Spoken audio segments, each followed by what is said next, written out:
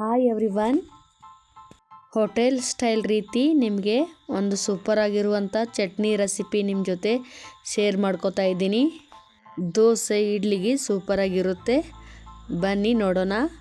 ಒಂದು ಬಾಣಲಿ ಒಳಗೆ 5-6 ಹಸಿಮೆಣಸಿಕಾಯಿ ಹಾಕ್ಕೊಳ್ಳಿ.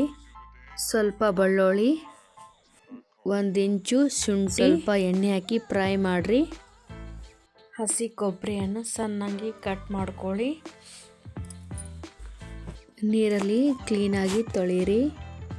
ಫ್ರೈ ಮಾಡಿದ್ದ ಮಿಕ್ಸಿ ಪಾತ್ರೆ ಒಳಗೆ ಹಸಿಮೆಣಸಿಕಾಯಿ, ಬೆಳ್ಳುಳ್ಳಿ, ಶುಂಠಿ ಹಾಕಿ ಒಣ ಶೇಂಗಾ ಹುರಿದು ಇಟ್ಕೊಂಡಿದ್ದೆ ಅದರ ಸಪ್ಪಿ ತೆಗೆದು ಹಾಕ್ರಿ. ಅದ್ರೊಳಗೆ ನುಣ್ಣಗೆ ಪೇಸ್ಟ್ ಮಾಡ್ಕೊಂಡು ಬರ್ರಿ.